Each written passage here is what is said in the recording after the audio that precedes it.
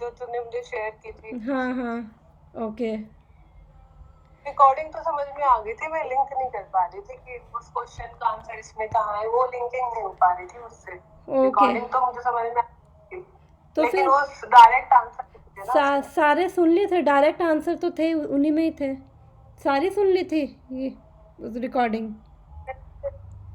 मैंने, हाँ, तूने एक ही तो भेजी थी। नहीं, मैंने 4-5 भेजी थी ग्रुप में अपने भगवत गीता वाले। मैंने एक ही तो सुनी तूने थी एक सुनी है तो फिर इसलिए। एक में सारे आंसर थोड़ी है। मैं अपना ये ठीक है यार, स्लाइड। वो बर्थडे के घंटे रिकॉर्डिंग थी ना, मैंने पूरी नहीं सुन पाई मैं फिर। ओके ओके ओके, ठीक है, कोई बात नहीं। वैसे वो एक में नहीं है तो दोबारा मैं ये स्लाइड दिखाती हूँ, एक सेकेंड। हम्म, हरे कृष्णा, वेलकम। तो हम स्टार्ट करते हैं। ये जो 254 में अर्जुन ने 4 क्वेश्चंस पूछे थे भगवान से, उससे पहले वाला जो सेक्शन था 38 से लेकर 53 तक, उसमें भगवान ने उसको निष्काम कर्म योगा या फिर एक तरह से बुद्धि योगा या भक्ति योगा भी कह सकते हो, कि निष्काम कर्म योगा से कैसे भक्ति योगा तक पहुँचे, भगवान ने वो सब बताया था। तो उन 15 श्लोकों में भगवान ने उसको लड़ने की बात नहीं करी थी, जबकि उससे पहले जब भगवान ने उसे आत्मा ज्ञान दिया था, कर्म कांड के बारे में बताया था, तब भगवान उसे बोल रहे थे कि अब लड़ो। लेकिन ये लास्ट के 15 श्लोकों में अर्जुन को लड़ने को नहीं बोला था। तो फिर अर्जुन ने सोचा कि जब भगवान ने इतना बुद्धि योगा के बारे में बताया है, कि अर्जुन ने सोचा कि जिसकी मतलब कॉन्शियसनेस फिक्स्ड है, और वो अगर मेरी जगह होता तो वो क्या करता, वो लड़ता, वो नहीं लड़ता। तो अभी हम कौन से सेक्शन में हैं, स्थित प्रज्ञा के बारे में अभी हम बात कर रहे हैं। स्थित प्रज्ञा का क्या मतलब है? स्थित यानी फिक्स्ड, प्रज्ञा यानी इंटेलिजेंस, जिसकी इंटेलिजेंस फिक्स है। और हमने 61 श्लोक में देखा था, भगवान ने फर्स्ट रेफरेंस दिया था कि इंटेलिजेंस कहाँ फिक्स है, इंटेलिजेंस मुझ में फिक्स करो। फर्स्ट रेफरेंस अभी तक जो हमने फर्स्ट चैप्टर पढ़ा, सेकंड चैप्टर पढ़ा, पहली बार भगवान ने बोला कि अपनी बुद्धि मुझ में लगाओ। तो अभी तक भगवान बोल रहे थे कि बुद्धि फिक्स करो, जिसकी बुद्धि फिक्स होती है वो ये है वो है, लेकिन 61 श्लोक में भगवान ने फर्स्ट रेफरेंस दिया है, बुद्धि मुझ में लगाओ, मुझ में फिक्स करो। तो ये स्थित प्रज्ञा के बारे में अभी तक हमने पढ़ा था कि ये क्या है, जिसकी बुद्धि भगवान में फिक्स हो चुकी है। तो फिर अर्जुन ने 54 श्लोक में 4 क्वेश्चंस पूछे थे कि उसके सिम्टम्स क्या है, मतलब कैसे हम पहचानेंगे कि कोई स्थित प्रज्ञा है, क्या लक्षण है उसके, जिसका आंसर भगवान ने 55 श्लोक में दिया था। और फिर उसके बाद उसने पूछा था how does he speak. Speak का आंसर भगवान ने 56 और 57 में दिया था। स्पीक का मतलब मैंने बताया था कि स्पीक का मतलब है कि उसकी क्या मेंटालिटी है, क्या थॉट प्रोसेस है। अगर कोई उसको अच्छा व्यवहार कर रहा है, अच्छा बोल रहा है, तो वो कैसे उससे बिहेव कर रहा है। अगर कोई उसको नफ़रत कर रहा है, गुस्सा कर रहा है, गाली दे रहा है, तो उसका कैसा मेंटालिटी रहेगी, वो कैसे बिहेव कर रहा है। स्पीक का मतलब ये था। उसके बाद सेकंड क्वेश्चन उसने पूछा था सिट। सिट का मतलब, सिट का आंसर भगवान ने दिया 58 और 59 श्लोक में। सिट का मतलब था कि इतनी टेम्पटेशंस हैं इस मटेरियल वर्ल्ड में, उसके बाद भी वो कैसे अपने आप को कंट्रोल कर पा रहा है। और फिर अब जो हम पढ़ेंगे हाउ डज़ ही वॉक, इसका 64 से लेकर 71 के बीच में भगवान इसका आंसर दे रहे हैं। वॉक का मतलब क्या है, कि वो अपनी सेंसेस को कैसे एंगेज कर रहा है। तो जो मैंने अपने भगवत गीता ग्रुप में वीडियोस भेजी थी, वो पुरानी हमारी रिकॉर्डिंग्स हैं। तो वो मैंने आई थिंक 61 62 तक नहीं, 63 तक मैंने भेज दी थी। तो पुरानी अगर ये सुनेगी रिकॉर्डिंग और साथ में श्लोक भी पढ़ेगी, तो तेरे को ये सब के आंसर मिल जाएंगे कि वो उसके लक्षण क्या है, वो कैसे बोलता है, वो कैसे बैठता है। वो ग्रुप में ऑलरेडी मैंने 4-5 पुरानी अपनी रिकॉर्डिंग सेंड करी थी। तो हमने आज हम स्टार्ट करेंगे हाउ डज़ ही वॉक से। और 64 से 72 में इसको भगवान कवर कर रहे हैं, और फिर 72 श्लोक लास्ट है, फिर हमारा सेकंड चैप्टर ख़त्म हो जाएगा, फिर हम थर्ड पे आएंगे। तो लास्ट हमने पढ़ा था जो लास्ट वीक हमने पढ़ा था, क्या पढ़ा था, याद है किसी को लास्ट वीक?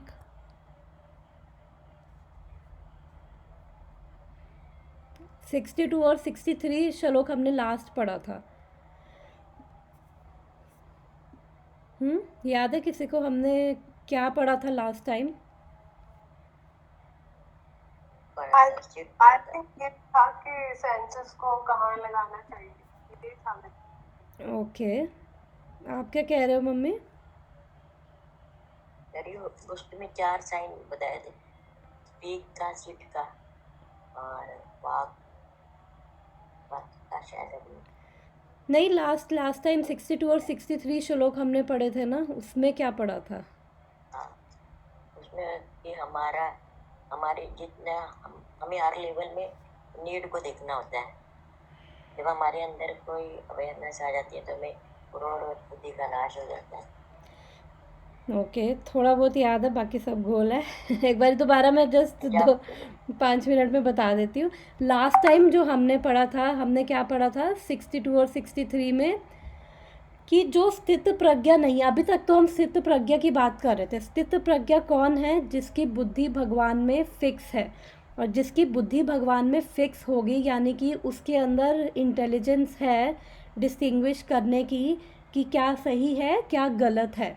क्यों है उसके अंदर इंटेलिजेंस? कैसे इंटेलिजेंस आ रही है उसके अंदर?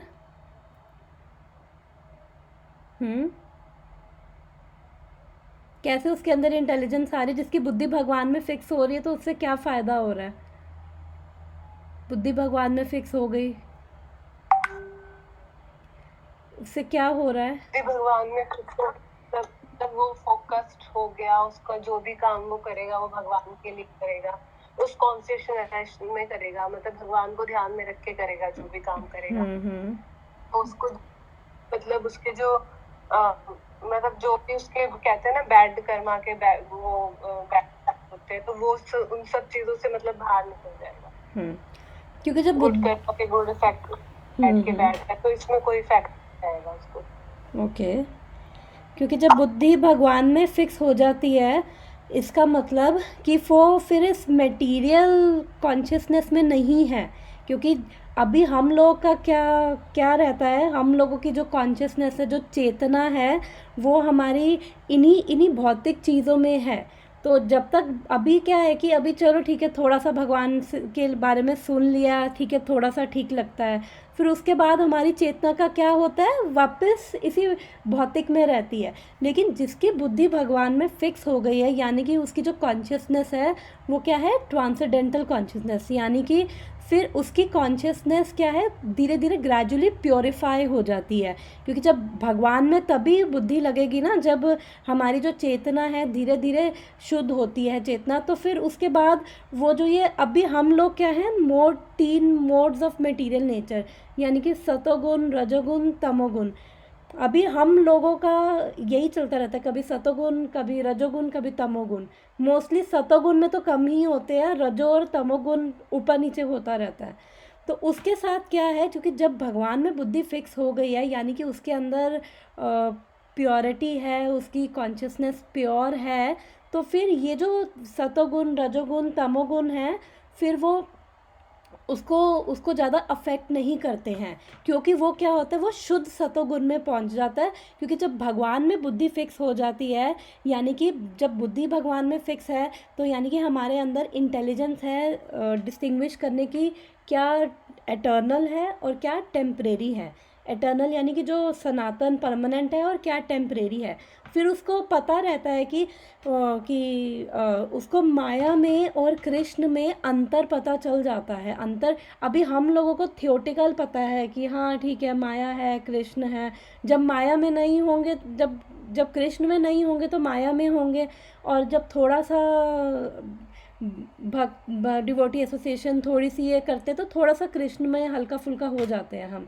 लेकिन उसको पता है कि जो ये सब चीज़ें बांधने वाली हैं, और एक्चुअली में जब उसकी बुद्धि भगवान में फिक्स होती है, यानी कि उसको कहीं ना कहीं एक हायर टेस्ट उसके अंदर होता है, कहीं ना कहीं उसके अंदर प्रेम भगवान से कनेक्शन होता है।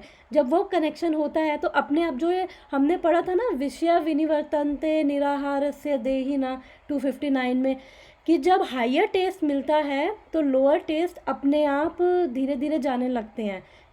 क्योंकि अभी क्या है कि अभी हम लोगों को लोअर टेस्ट है, या लोअर टेस्ट यानी कि अभी हम लोगों के अंदर कुछ ऐसी प्रवृत्तियां हैं, टेंडेंसीज़ हैं, और लोअर टेंडेंसीज़ हैं हम लोगों के अंदर, जेलसी, एंगर, ग्रीड, ऐसी लोअर टेंडेंसीज़ हैं। क्योंकि अभी हम लोग किस लेवल पे, हम अभी मटेरियल लेवल पे, भौतिकता के लेवल पे अभी हम लोग का माइंड रहता है, बुद्धि रहती है, हम उस लेवल पे ऑपरेट करते हैं। और अभी हम हर एक के अंदर, क्योंकि हमने पढ़ा था कि हर एक के अंदर हम भगवान के ही अंश हैं, हर एक के अंदर भगवान है।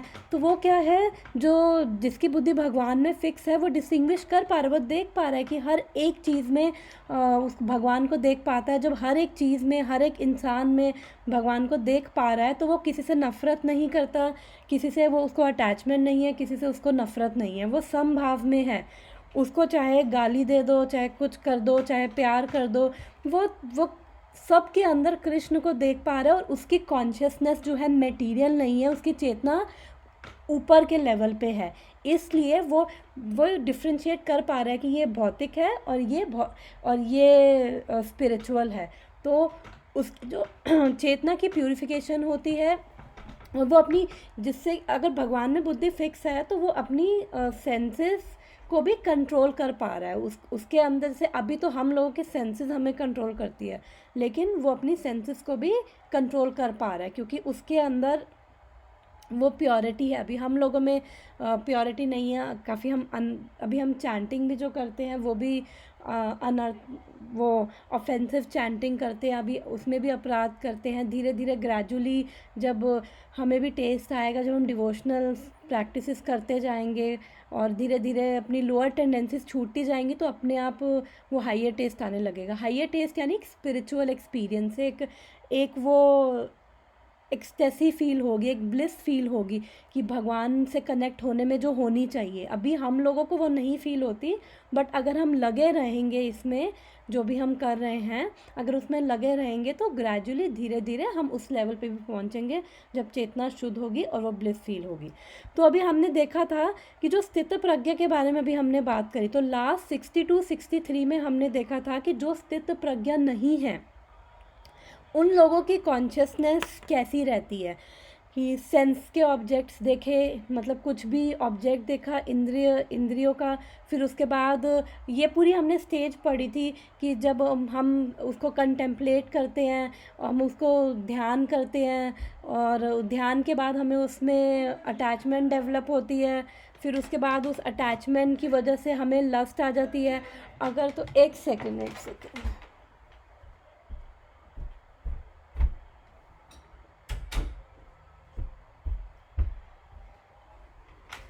फिर उस अटैचमेंट की वजह से हमें वो वासना आ जाती है। अगर वो लस्ट फुलफ़िल नहीं होती है, हमारी वासना फुलफ़िल नहीं होती है, तो हमें गुस्सा आने लग जाता है। फिर जब गुस्सा आता है तो फिर हम एक तरह से मोह आ जाता है कि, और हमें लगता है कि जो हम कर रहे हैं कि वो बिल्कुल ठीक है, और हमारा माइंड अपनी स्टोरीज़ बनाने लग जाता है, ये ऐसा, ये वैसा, और अब वो चीज़ चाहिए, और जो मैं सोच रहा हूँ वही सही है।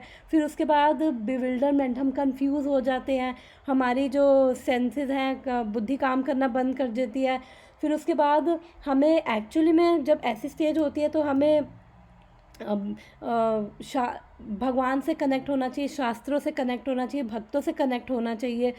तो लेकिन हम जब ऐसी स्टेज होती है तो हम बिल्कुल भगवान भक्त, हम ये चीज़ों के बारे में हम मतलब सोच भी नहीं पाते हैं कि भगवान से भी कुछ कनेक्शन नाम की चीज़ होती है, हम सोच भी नहीं पाते हैं। फिर उससे क्या होता है, हमारी बुद्धि का नाश होता है, और बुद्धि का नाश होता है तो फिर हम उस मटेरियल पूल में, यानी कि हमारी कॉन्शियसनेस वापस से उस वही लोअर हमारी कॉन्शियसनेस हो जाती है। तो हमने लास्ट टाइम ये पढ़ा था, जो मैंने शॉर्ट में बता दिया।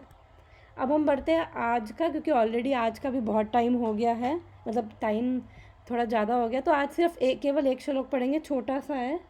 अगर इसमें किसी को कोई क्वेश्चन है तो बताओ, अदरवाइज़ हम 64 पढ़ते हैं। ओके, मैं एक बार श्लोक पढ़ती हूँ आज का।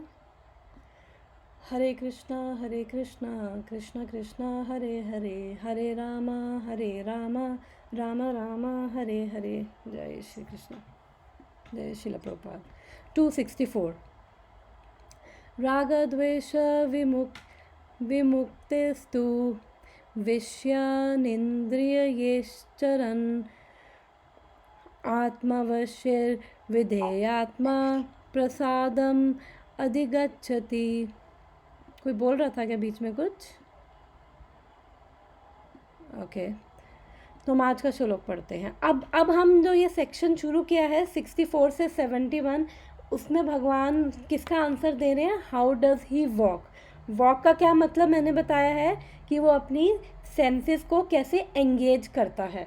क्योंकि अभी हमने पढ़ा था, सेट में पढ़ा था कि वो कंट्रोल कैसे करता है अपनी सेंसेस को। तो हमने ये देखा था कि कंट्रोल वो कैसे करता है, वो अपनी सेंसेस को मतलब एक्चुअली में एंगेज करता है भगवान में। क्योंकि हम ज़बरदस्ती, हमारी जो सेंसेस हैं, हमारी जो इंद्रियां हैं, हम उनको खाली नहीं बिठा सकते हैं। या तो वो माया की सेवा में लगेंगी या फिर कृष्ण की सेवा में। तो वो जो भी कर्म कर रहा है वो उसके अंदर वो भगवान को जोड़ के करता है, अपनी सेंसेस को एंगेज करता है भगवान की सेवा में, भक्तों की सेवा में। तो उससे क्या होता है, वो अपनी सेंसेस को कंट्रोल कर पा रहा होता है। ऐसा नहीं है कि हमें वो कि जैसे कई कहते हैं ना कि मौन व्रत धारण किया है, हाँ, क्योंकि हमें गलत नहीं बोलना चाहते, ये वो, तो मौन व्रत धारण कर लिया। बट वो भी एक लेवल तक तुम कर लोगे, उसके बाद फिर फ्रस्ट्रेट हो जाओगे। क्योंकि जो हमारी सेंसेस हैं वो एक्टिव हैं, हमारी सोल क्या है, एक्टिव है। ये थोड़ा आर्टिफिशियल हो जाता है। मौन व्रत धारण कर लिया और फिर गलत नहीं बोलेंगे, फिर एकदम से जब वो मौन व्रत खुलेगा, पूरा टाइम ध्यान किस में रहेगा, फटाफट मौन व्रत खुले और हम वो करें, तो ये आर्टिफिशियल है। तो बेटर ये है कि हम माया की सेवा की बजाय सेंसेस को कृष्ण की सेवा में लगाएं। जो भी हम कर्म कर रहे हैं वो हम कृष्ण से जोड़ के करें, जो हमने पीछे सब पढ़ा था। अब आज का पढ़ते हैं ये। But a person free from all attachment and aversion and able to control his senses through regulative principles of freedom can obtain the complete mercy of Lord. ये 64 से 71 है आंसर किसका? How does he walk. उसको ध्यान में रख के हम पढ़ेंगे। हिंदी में एक बार इसका ट्रांसलेशन पढ़ते हैं। किंतु समस्त राग तथा द्वेष से मुक्त एवं अपनी इंद्रियों को संयम द्वारा वश में करने में समर्थ व्यक्ति भगवान की पूर्ण कृपा प्राप्त करता है। छोटा सा है, मैं ही पढ़ लेती हूँ। यह पहले ही बताया जा चुका है कि कृत्रिम इंद्रियां पर बाह्य रूप से नियंत्रण किया जा सकता है, किंतु जब तक इंद्रियां भगवान की सेवा में नहीं लगाई जाती तब तक नीचे गिरने की संभावना बनी रहती है। यद्यपि पूर्णतः कृष्ण भावना भावित व्यक्ति ऊपर से विषयी स्तर पर क्यों ना दिखे, किंतु कृष्ण भावना भावित होने से वह विषय कर्मों में आसक्त नहीं होता। उसका एकमात्र उद्देश्य तो कृष्ण को प्रसन्न करना रहता है, अन्य कुछ नहीं। अतः वह समस्त आसक्ति तथा विरक्ति से मुक्त होता है। कृष्ण की इच्छा होने पर भक्त सामान्यतः अवांछित कार्य भी कर सकता है, किंतु यदि कृष्ण की इच्छा नहीं है तो वह उस कार्य को भी नहीं करेगा जिसे वह सामान्य रूप से अपने लिए करता हो। अतः कर्म करना या ना करना उसके वश में रहता है, क्योंकि वह केवल कृष्ण के निर्देश के अनुसार ही कार्य करता है। यही चेतना भगवान की अहेतु की कृपा है, जिसकी प्राप्ति भक्त को इंद्रियों में आसक्त होते हुए भी हो सकती है।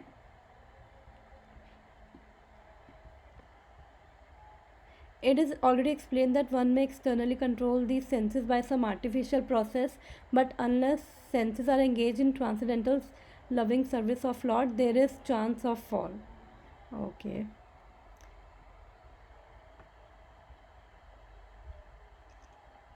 Okay. तो इसमें क्या बताया गया है?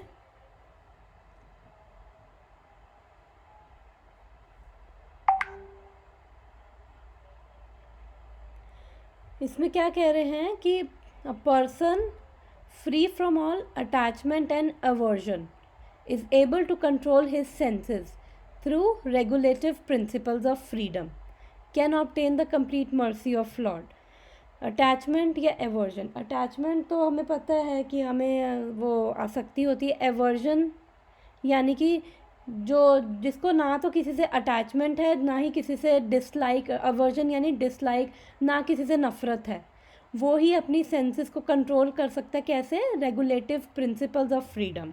रेगुलेटिव प्रिंसिपल्स ऑफ फ्रीडम का क्या मतलब है?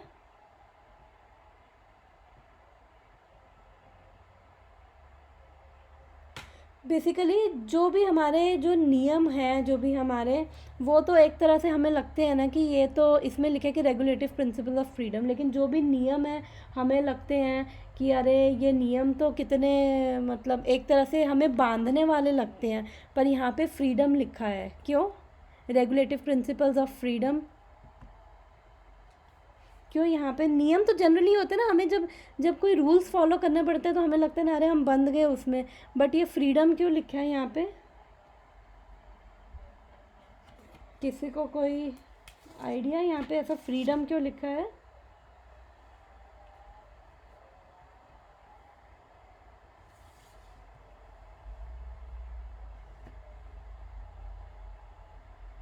फ्रीडम का मतलब ये है कि हमें मतलब वो प्रिंसिपल, वो जो रूल्स है वो फॉलो करने के बाद हमें एक्चुअल में फ्रीडम ही मिल रही है एक तरह की। कैसी फ्रीडम? फ्रीडम मतलब जब हमारी सेंसेस फोकस्ड हो जाएगी उसके बाद हमें मतलब इतना इफेक्ट नहीं पड़ेगा इन चीज़ों का। या ठीक है। तो एक्चुअली में क्या कि हमें लगता है कि जो भी हमारे ये नियम है, जैसे जो भी प्रभुपाद ने नियम क्यों दिए हैं, मैंने पहले भी बताया था कि हमें बेसिकली डिसिप्लिन करने के लिए ये जो 4 नियम दिए हैं कि हमें नशा नहीं करना है, हमें अंडा मीट नहीं खाना है, मांस मच्छी नहीं खानी है, हमें किसी प्रकार का कोई नशा नहीं करना है, कोई अवैध संबंध नहीं बनाना है, और चौथा नियम क्या है? हमें जुआ नहीं खेलना है। तो ये मैंने पहले भी हैं। इंटॉक्सिकेशन, हाँ इंटॉक्सिकेशन वही हो गया ना कि नशा नहीं करना, और चौथा है जुआ नहीं खेलना, नो गैम्बलिंग। तो एक्चुअली क्या है कि एक तरह से ये धर्म के 4 पैर हैं, क्योंकि जब हम अपने आप को, क्योंकि अगर हम देखें ना, हम कोई भी चीज़ करते हैं ना, फॉर एग्ज़ाम्पल अगर एक एथलीट है, तो एथलीट है, उसको अगर उसका टारगेट है कि मुझे ओलंपिक में गोल्ड मेडल लाना है, तो वो क्या करेगा, वो भी अपने आप में कुछ ना कुछ रेगुलेशंस उसमें भी आएंगी, रेगुलेट करेगा अपने आप को। ये नहीं कि जाके अब डेली समोसे कचौड़ियाँ खा रहा है। एथलीट ऑब्वियसली वो स्टैमिना होना चाहिए, बॉडी हेल्दी होनी चाहिए, तो वो भी क्या करेगा, वो इन सब चीज़ों को क्या कर देगा, वो इन सब चीज़ों को आउट ऑफ अपनी डाइट निकाल देगा कि नहीं मुझे ये नहीं करना और मुझे डेली एक्सरसाइज करनी है। वो भी कुछ मतलब प्रॉपर डाइट, प्रॉपर एक्सरसाइज और वो सब चीज़ें, कुछ वो भी रूल्स एंड रेगुलेशन कि मुझे ये नहीं खाना, वो नहीं खाना, मुझे इतना भागना है, मुझे इतने बजे उठना है, इतने बजे सोना है। तो वो भी हम किसी भी फील्ड ऑफ लाइफ में देखें, मतलब लाइफ में कोई भी फील्ड में देखें, अगर हमें कुछ चाहिए होता है, कुछ हमारा पर्पस है, तो हमें उसमें रेगुलेशंस होती हैं। हमें अगर हम अपने आप को नियमित करते हैं तो हम उससे डिसिप्लिन रहते हैं। सिमिलरली जब हम भक्ति में भी हैं, अगर वो एथलीट इतना करता है तो उसको एक तरह से वो अपना पर्पस, जब उसको ओलंपिक में गोल्ड मेडल मिलेगा तो उसका भी पर्पस है मुझे गोल्ड मेडल चाहिए, तो अगर वो अपने आप को तभी डिसिप्लिन कर पा रहा है। ऐसे ही हमें भक्ति में भी इनिशियल लेवल पे हम लोगों को भक्ति में कोई इंटरेस्ट नहीं होता है, टेस्ट नहीं होता है। उपदेशामृत में जो नेक्टर ऑफ इंस्ट्रक्शन है उसमें शिला रूप गोस्वामी कहते हैं कि एक्चुअली क्या है कि अभी हम लोगों का जो अभी स्टेट है वो क्या है, डिजीज़ कंडीशन, यानी कि अभी हम लोग की हेल्दी नहीं है, क्योंकि अभी क्या है कि हमें एक तरह से, और डिज़ीज़ हम क्यों हैं, क्योंकि हमारे अंदर इग्नोरेंस। डिज़ीज़ किस वे में कि हमारे जो हमारा एक्चुअली में हम क्या हैं, जीवेरा स्वरूप कृष्ण नित्यादास। हमारा जो हम लोग का जो नेचर है, हम लोग क्या हैं, हम भगवान के एटर्नल सर्वेंट हैं, यानी कि नित्यादास है। अगर हम इस स्टेट में नहीं हैं, अगर हम इस कॉन्शियसनेस में नहीं हैं, इसका मतलब हम डिजीज़ हैं, हम लोग अभी बीमार हैं। हमारी बॉडी वाइज नहीं, बट कॉन्शियसनेस अभी हमारी ठीक नहीं है। और वो क्यों है? क्योंकि अविद्या के कारण है। अविद्या यानी कि हमें इग्नोरेंस के कारण, हमें अभी नहीं पता है, हमारे अविद्या के कारण कि हमें। और जो भगवान का नाम है, भगवान का नाम बहुत स्वीट है। ये पहले भी एग्जांपल दिया था कि जो जिसको जॉन्डिस होता है, जॉन्डिस में उसको मीठा खिलाओगे तो उसको मीठा मीठा भी कड़वा लगेगा। ऐसे ही हम लोग का है, जो भगवान का नाम, भगवान के पास टाइम्स, भगवान की हर चीज़ इतनी ट्रांसेंडेंटल है, इतनी ब्लिसफुल है, लेकिन हम लोगों को वो फील नहीं होती है। तो अभी क्या है, जब भी कोई जैसी कोई भगवान की साधना भक्ति में हम आते हैं, तो जब हम रूल्स और रेगुलेशन से क्या होगा, रूल्स और रेगुलेशन से हम जब डिसिप्लिन होंगे, धीरे धीरे हम बाकी कुछ डूज होते हैं और डोंट्स होते हैं, यम और नियम, यानी डूज भी हैं, डोंट्स भी हैं। डूज क्या है? बीट्स पे 16 माला जाप करना, भक्तों का संग करना, शास्त्र पढ़ना, ये सब क्या है? डूज है।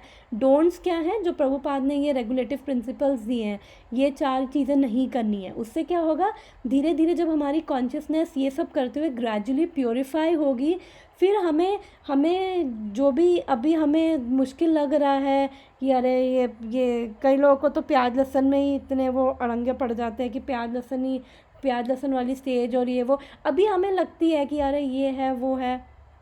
बट ठीक है, अगर हम धीरे धीरे इस पे रहते हैं, इस पे फॉलो करते हैं, धीरे धीरे हमारा वो जो डिज़ीज़ है, जॉन्डिस, जो हमारा ये डिज़ीज़ कंडीशन है, धीरे धीरे जब वो क्योर होती जाती है, तो जितनी वो हमारी डिज़ीज़ कंडीशन क्योर होती जाती है, उतना हमें भगवान के नाम में रुचि होनी शुरू हो जाती है। तो इसलिए जब ये जो रेगुलेटिव प्रिंसिपल्स है, बेसिकली हमें ये बांध नहीं रहे हैं, हमें ये फ्री कर रहे हैं। हमारी जो ये डिज़ीज़ कंडीशन है, उससे हमें ये एक्चुअली फ्री कर रहे हैं। और जो बीमार होगा, अगर वो दवाई खाएगा, डॉक्टर की बात मानेगा, तो वो अपनी बीमारी से फ्री हो रहा है, वो उस बीमारी में बंद नहीं रहा है। इसलिए लिखा है रेगुलेटिव प्रिंसिपल्स ऑफ फ्रीडम। और उसके बाद जब धीरे धीरे हम अपनी बीमारी से ठीक होते जाते हैं, यानी हमारी कॉन्शियसनेस धीरे धीरे जब प्योरीफिकेशन होती जाती है, तो हमें ये चीज़ें फिर बंधन नहीं लगती। शुरू में जब प्याज लहसुन क्या कहते हैं, मैंने भी छोड़ा, तो मुझे लगता है अरे क्या ये प्याज लहसुन, मेरे को तो बहुत प्याज लहसुन ही पहाड़ लगता था। अब तो लिटरली देखने का भी मन नहीं करता कि, और बिल्कुल अगर कहीं पे जाऊं और ऐसे खुशबू भी आए तो भी प्याज लहसुन, मतलब बहुत छोटी चीज़ लगती है प्याज लहसुन, कोई वो नहीं है। बट ठीक है, इट्स ओके। अगर हम जो भी हम स्ट्रगल कर रहे हैं, धीरे धीरे अगर हम उसमें लगे रहेंगे, ये डूज और डोंट्स अगर हम करते रहेंगे, तो उससे क्या होगा कि हमें धीरे धीरे टेस्ट आने लगेगा। अब इस श्लोक की बात करें, तो वो यहाँ पे क्या बोला है कि उसको ना तो अटैचमेंट है, ना एवर्जन है, यानी कि ना उसको किसी से कोई नफ़रत है, ना उसको किसी चीज़ से कोई अटैचमेंट है। वो जब हम रेगुलेटिव प्रिंसिपल्स फॉलो करेंगे, डूज़ एंड डोंट्स दोनों करेंगे, तो उससे क्या होगा, धीरे धीरे हमारी जो कॉन्शियसनेस है प्यूरिफाई होती जाएगी, और हमें धीरे धीरे जो हमारी अटैचमेंट्स हैं, हमारी एवर्जन्स हैं, वो सब हमारी छूटती चली जाएंगी। अब एवर्जन का मतलब ये नहीं है कि जैसे कई लोग कहते हैं ना कि भाई हम लोग को तो कोई फ़र्क नहीं पड़ता, हम लोग तो बहुत ही हम लोग तो नहीं खाते प्याज लहसुन, हमें तो फ़र्क नहीं पड़ता। तो वो भी एक तरह से अटैचमेंट है कि हम लोग तो प्याज लहसुन नहीं खा रहे, और उस चीज़ से ही एक अटैचमेंट है कि देखो हम कितने महान हैं, हम लोग ये नहीं कर रहे हैं। तो हमें उस मोड में भी नहीं जाना है कि जो हम चीज़ नहीं कर रहे हैं, हमें उसकी भी अगर घमंड या प्राइड होता है, तो एक तरह से हमें उससे भी अटैचमेंट है कि देखा हम लोग तो ये कर रहे हैं, हम तो बहुत महान हैं। तो वो दोनों चीज़ें नहीं होनी चाहिए। एक तो अटैचमेंट तो हम समझते हैं कि अरे नहीं, जो हमें भौतिक अटैचमेंट होती है। दूसरी अटैचमेंट कि हम कोई चीज़ नहीं कर रहे हैं, हमें उसमें भी बड़ा गरूर है, वो भी एक तरह से अटैचमेंट ही है कि देखा छी हम तो ऐसे लोगों के बिल्कुल पास नहीं जाते जो ये करते हैं, मीट मच्छी मांस खाते। तो एक तरह से वो भी हमारी नहीं कर रहे हैं, उसको लेकर भी हमें अटैचमेंट है, ठीक है ना। तो हमें अटैचमेंट और एवर्जन दोनों से फ्री होना है। और जब हम धीरे धीरे जो ये डूज़ एंड डोंट्स करते हैं, रेगुलेटिव प्रिंसिपल्स फॉलो करते हैं, हमारी कॉन्शियसनेस, हमारी जो चेतना धीरे धीरे शुद्ध होती है, तो ये हमें समझ एक्चुअली क्या है कि हमें हायर धीरे धीरे भगवान की कृपा से हमें जो चीज़ों को डिस्टिंग्विश करने की इंटेलिजेंस आती जाती है। और भगवान से जब प्रेम होता है, तो धीरे धीरे वो लोअर जो अटैचमेंट्स है वो वैसे ही धीरे धीरे जाती हैं। और यहाँ पे प्रभुपाद क्या लिख रहे हैं, unless the senses are engaged in the transcendental service of Lord, there is a chance of fall down. जब तक जो सेंसेस हैं वो भगवान की सेवा में नहीं लगेंगी तो फिर पूरे चांसेस है कि हम लोग का फॉल डाउन होगा, कि यानी कि हम लोगों को फिर वही अपनी अटैचमेंट और एवर्जन में हम लगे रहेंगे हम लोग.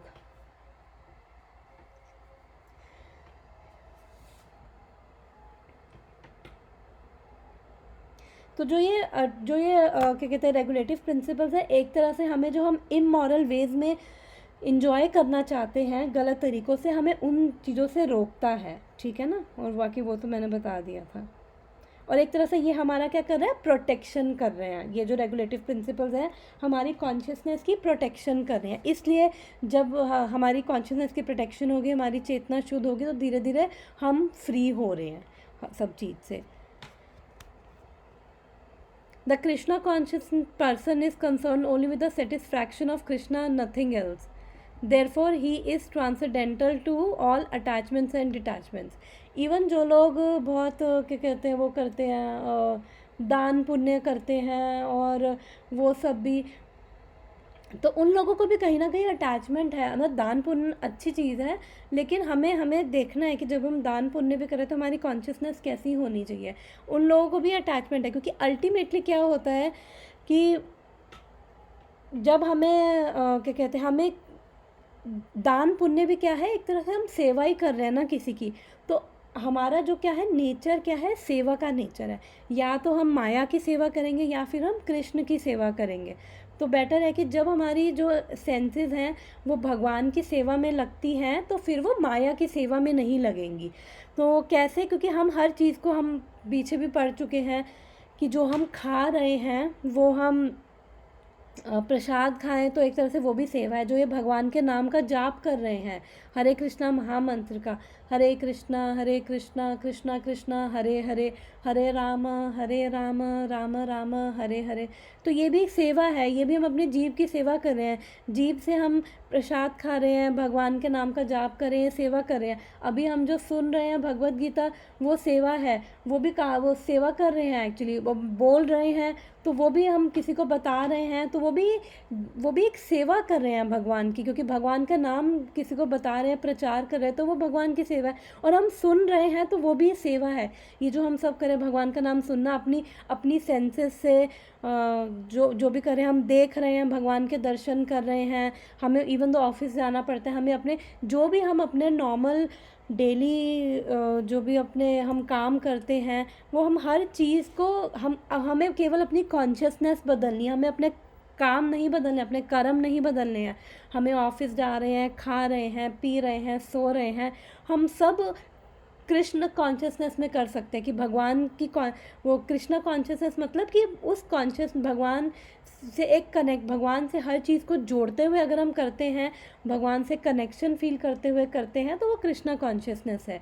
और हम अपने जो प्रभुपाद ने दिया है कि नियम वो फॉलो करते हैं. और 16 माला का अगर हम जाप कर रहे हैं, प्रभुपाद ने बोला है कि मिनिमम 16 माला का जाप चैंटिंग बीट्स पे करना. वैसे तो दिन भर पूरे दिन नाम लेते रहो, वो तो बहुत अच्छा है, लेकिन जो एक नंबर बताया गया, एटलीस्ट 16 माला हमें क्या कहते हैं बीट्स पे करनी है. ऐसा नहीं है कि कई लोग बोलते हैं कि अरे हम तो पूरा दिन ही जाप करते हैं, वो तो बहुत बढ़िया है, लेकिन जो हमें बोला गया है कि एटलीस्ट इतनी माला तो बीट्स पे करो. उसके बाद तो पूरा दिन, अगर मतलब पूरा दिन करते हो वेल एंड गुड, बट जो मिनिमम जो नंबर दिया गया है 16 माला प्रभुपाद द्वारा दी गई है, जो सबसे कम है, तो वो शीला भक्ति सिद्धांत सरस्वती ठाकुर ने तो 64 माला दी थी. उन्होंने कहा था कि जो इससे नीचे जा रहा है वो तो मनुष्य कहलाने लायक नहीं है. और इवन हम जो क्या कहते हैं, ये कई कहते हैं कि हम लोग तो ये कर रहे हैं, वो कर रहे हैं, वो सब चीज़ें ठीक हैं, लेकिन अगर उन सब चीज़ों में भक्ति नहीं जुड़ी हुई है तो फिर उन चीज़ों का, वो चीज़ें भी हमें बांध रही हैं. हमारे दान पुण्य, हमारे अच्छे कर्म हमें करने हैं, नो डाउट हमें अच्छे कर्म ही करने हैं, लेकिन अच्छे कर्म को कैसे, कृष्ण कॉन्शियसनेस में करने हैं. जो भी हम अदरवाइज़ कई होते हैं बड़े बड़े दानी, बड़े बड़े वो हॉस्पिटल बना रहे हैं, वो सब कर रहे हैं, उनको नो डाउट उनको उनके कर्मों का पुण्य फल मिलता है, लेकिन अगर पुण्य फल भी क्या है, उनको बांधने वाला है कि उनको फिर, लेकिन ये जन्म मृत्यु के साइकिल से उनको वो छुटाने वाला नहीं है, बांधने वाला है। जो भी सेवा कर रहे हैं, किसी की सेवा कर रहे हैं, अपने बड़े बुजुर्गों की, दान पुण्य, वो सब बहुत अच्छे कर्म है, लेकिन हमें हर चीज़ को कैसे करनी है, केवल अपनी कॉन्शियसनेस चेंज करनी है, हमें कर्म नहीं बदलने हैं। तो हम जब अपनी सेंसेस को कृष्ण में एंगेज करेंगे तो हमारा फॉल डाउन नहीं होता है। लेकिन जो लोग केवल क्या कहते हैं इन चीज़ों में लगे हुए हैं, उनको भगवान से मतलब नहीं है, फिर क्या है, वो लोग मेंटल प्लेटफॉर्म पे होते हैं, वो अच्छे कर्म करते हैं, लेकिन क्या होता है जब सिचुएशंस चेंज होती है और फिर क्या क्या होता है कि वो, क्योंकि वो भी अभी इस भौतिक में ही मेंटल प्लेटफॉर्म पे रहते हैं, उनकी कॉन्शियसनेस हाई नहीं होती है, क्योंकि भगवान से जुड़ी हुई नहीं है। तो क्या होता है, कुछ भी ऊपर नीचे होता है तो फिर उनको फ्रस्ट्रेशन होने लग जाती है चीज़ों की, फिर वो अपने ये फ्रस्ट्रेशन होती है, या तो फिर वो और ज़्यादा दान पुण्य करेंगे या फिर बिल्कुल छोड़ देंगे। तो हमें हर चीज़ करनी है, केवल अपनी कॉन्शियसनेस बदलनी है, हमें हर कर्म करना है। तो जब हम, लेकिन जो भक्त होते हैं, कहते हैं एक भक्त के अंदर, हमने पीछे भी पढ़ा था, एक भक्त के अंदर हर देवी देवताओं की वो गुड क्वालिटीज़ आ जाती है। क्यों? क्योंकि जैसे जैसे भक्ति में जो हमारी 9 स्टेजेस है, भक्ति, श्रद्धा, साधु संग, भजन क्रिया, फिर अनर्थ निवृत्ति, फिर उसके बाद निष्ठा, जैसे जैसे हम अनर्थ निवृत्ति होती है, निष्ठा आती जाती है हमारे अंदर, तो हमारे अंदर क्या है, भक्ति और भक्ति की क्वालिटीज़ होती हैं। भक्ति की क्वालिटीज़ यानी कि हमारे अंदर ह्यूमिलिटी, मर्सीफुलनेस, फ्रेंडलीनेस, वो सब चीज़ें हमारे अंदर, हमारी जो क्वालिटीज़, भक्ति की जो क्वालिटीज़ हैं, वो भी एक भक्त में आने लग जाती है, और वो धीरे धीरे उस भक्त में स्टेडी, इवन दो क्वालिटीज़ इतनी स्टेडी नहीं होती निष्ठा स्टेज तक, लेकिन धीरे धीरे वो क्वालिटीज़ में भी स्टेडीनेस आने लग जाती है। क्योंकि होता है ना, हम कभी कभी तो बड़े फ्रेंडली हो जाते हैं, लेकिन कभी कभी एकदम से गुस्सा कर देंगे। तो क्या होता है, धीरे धीरे जैसे जैसे हम प्रोग्रेस करते हैं हमारी भक्ति में, और भक्ति की क्वालिटीज़ में भी एक स्टेडीनेस आने लग जाती है। एक स्टेडीनेस को हिंदी में क्या बोलते हैं, समझ रहे हो ना, स्टेडीनेस आने लग जाती है एक भक्ति की क्वालिटीज़ में भी। तो इसलिए जो शुद्ध भक्त है, क्योंकि वो भक्ति में लगा हुआ है, भगवान से जुड़ा हुआ है, इवन तो हो सकता है कि क्योंकि उसके पिछले कर्मों के कारण कुछ, या फिर उसकी कुछ ऐसी टेंडेंसीज है, भक्ति में लगा है वो अच्छी चीज़ है, लेकिन कुछ टेंडेंसीज के कारण होता है कई बार वो भी ऊपर नीचे करता है, लेकिन उसको भी वो उपदेशामृत में श्रीला रूप गोस्वामी बोलते हैं, उसको भी हमें वैष्णव समझ के, उसकी गलतियों को ना देखते हुए हमें उसको भी वैष्णव समझ के, उसको भी क्या कहते हैं, हमें उसको आदर देना चाहिए। क्योंकि वो भक्ति में लगा हुआ है, वो भगवान से जुड़ा हुआ है। आज नहीं तो कल उसका जो वो पंखा है वो बंद होने वाला है, क्योंकि जब एक पंखा को स्विच ऑफ करो, धीरे धीरे पंखा एकदम से बंद नहीं होता, थोड़ा सा चलता है, धीरे धीरे घूमता है, फिर बंद होता है। ऐसे ही कई बार हमारे बुरे कर्मों के कारण और पास पायटीज़ और उस सब के कारण हमारे अंदर कुछ अटैचमेंट्स होती हैं। अटैचमेंट्स हमारे अंदर किस वजह से होती हैं? कई बार हमारे पुण्य कर्मों के कारण भी, हमारे पिछले पुण्य कर्मों के कारण भी हमारे अंदर अटैचमेंट होती है। पिछले जन्मों में पुण्य कर्म किए, उस वजह से भी हमारे अंदर अटैचमेंट होती है दान पुण्य करने की, कि हमें मुक्ति मिले, और लेकिन भगवान से जुड़ने की नहीं, क्योंकि पुण्य कर्म किया तो वही इस जन्म में भी वही अटैचमेंट्स पुण्य कर्म करने की रहती है। तो अच्छी चीज़ है, वो तो बहुत अच्छी चीज़ है, लेकिन अगर उन्हीं चीज़ों को हम भगवान से जोड़ते हुए भगवान के लिए करें, तो फिर हमारा क्या कहते हैं, उससे हमारी भक्ति बढ़ती है, हमारी कॉन्शियसनेस प्योर होती है। तो जैसे जैसे हम भक्तों का संग करते हैं, भक्तों का संग का मतलब भक्तों से सुनते हैं, भक्तों से जितना भगवान के बारे में सुनते हैं, उतना हमारे अंदर भक्ति आती है, और उतना ही हमें प्रेरणा मिलती है। फिर हम रूप गोस्वामी बताते हैं श्री उपदेशामृत में कि भक्तों से कैसे डील करना चाहिए। 6 लविंग एक्सचेंजेस, ददाति, प्रतिगृह्णाति, गुह्यम, आख्याति, पृच्छति, भुंक्ते, भोजते चैव, षड विधि प्रीति लक्षणम। यानी कि 6 टाइप ऑफ लविंग एक्सचेंजेस भक्तों के साथ हमें करने चाहिए, कि उनको गिफ्ट देना, उनसे गिफ्ट एक्सेप्ट करना, और गुह्यम, आख्याति, पृच्छति यानी कि अपना माइंड उनको रिवील करना, और उनसे कॉन्फिडेंशली इंक्वायर करना कि कैसे जो भी चैलेंजेस हैं हमारे, कैसे हम डे टू डे लाइफ में कैसे भक्ति करें, कैसे भक्ति में आगे बढ़े, उनसे इंक्वायर करना। और भुंक्ते भोजते चैवा, उनसे प्रसाद स्वीकार करना, उनको प्रसाद के लिए आमंत्रित करना अपने घर में, और ये 6 अगर हम करते हैं, अगर हम देखा जाए तो ये केवल भक्तों के साथ नहीं, अगर हम वैसे नॉर्मल फ्रेंडशिप में भी हो तो हम यही करते हैं कि जैसे पार्टीज़ करते हैं, हम बुलाते हैं अपने फ्रेंड्स को, रिलेटिव्स को, फिर उनके साथ हम बात करते हैं। जैसे कोई बिज़नेस भी अगर किसी को किसी के साथ करना हो तो वो क्या करेगा, वो बिज़नेस पार्टी करेगा, फिर उनको लोगों को जो जो मेन लोग हैं फिर उनके साथ अपने आइडियाज़ डिस्कस करेगा, उनसे इंक्वायर करेगा ना कि मेरे को बिज़नेस बढ़ाना है, और वो सब उनसे आइडियाज़ डिस्कस करेगा, उनको खिलाएगा पिलाएगा, उनको इनवाइट करेगा, फिर वो उनको इनवाइट करेंगे। तो ऐसे ही सेम भक्तों के साथ भी है कि भक्तों में हम कैसे एक दूसरे को कभी भक्तों से गिफ्ट दें, जो गिफ्ट लें, और उसके बाद प्रसाद उनसे उनको इनवाइट करें प्रसाद के लिए, फिर वो भी हमें जो प्रसाद दे रहे हैं हम उसको भी स्वीकार करें। तो इस तरह से 6 वेज में हम भक्तों से लविंगली डील कर सकते हैं। तो जो भक्त होते हैं हमें एक्चुअली क्या है कि जो हमने अभी पीछे पढ़ा था संगात संजायते कामा, जो 62 में पढ़ा था कि क्योंकि जैसे हमारे एम्बिशंस होंगे, जैसी हमारी संगत होगी ना, वैसे ही हमारे माइंड के एम्बिशंस और वो सब हो जाएंगे। तो इसलिए अगर हमारी भक्तों की संगत रहेगी तो फिर हमें क्या है कि वो एक तरह से कंड्यूसिव है हमारी भक्ति के लिए, यानी कि फेवरेबल है हमारी भक्ति के लिए, क्योंकि लाइक माइंडेड अगर हम लोगों के साथ रहेंगे तो फिर हम उसमें प्रोग्रेस करेंगे ना। जिसको बिज़नेस करना है, जिसको म्यूचुअल फंड्स में शेयर्स में पैसे लगाने हैं, अगर वो उन लोगों के साथ मिले जुले जो ऑलरेडी शेयर में पैसे लगा रहे हैं तो वो उसके साथ उनको फ़ायदा होगा। ऐसे ही जब हमें भक्ति करनी है तो हम भक्तों के साथ भी लविंगली डील कर सकते हैं, तो उससे हमें फ़ायदा मिलता है। तो इन शॉर्ट में इस श्लोक में बस यही बताया कि हमें अपनी सेंसेस को एंगेज करना है, और डूज़ और डोंट्स हमें करने हैं। डूज़ यानी कि चैंटिंग, श्रवणम, कीर्तनम, स्मरणम, जो बेसिक 9 प्रोसेसेस, भक्ति के जो 3 प्रोसेसेस हैं, जो बेसिक सबसे बेसिक है। श्रवण यानी सुनना, श्रवणम, कीर्तनम यानी कि भगवान के नाम का प्रचार करना, भगवान की नाम की ग्लोरीज गाना, और ये शास्त्र को पढ़ना बताना, और श्रवणम, कीर्तनम, स्मरणम यानी कि भगवान को याद करना। तो ये 3 तो बेसिक चीज़ें हैं, ये 3 हमारे डूज़ हैं, उसमें चैंटिंग भी आ जाती है, और डोंट्स मैंने ऑलरेडी बता दिया है। ठीक है, तो आई थिंक आज के लिए इतना काफ़ी है, बाकी हम नेक्स्ट वीक पढ़ेंगे, ऑलरेडी टाइम हो चुका है। Thank you. हरे कृष्णा।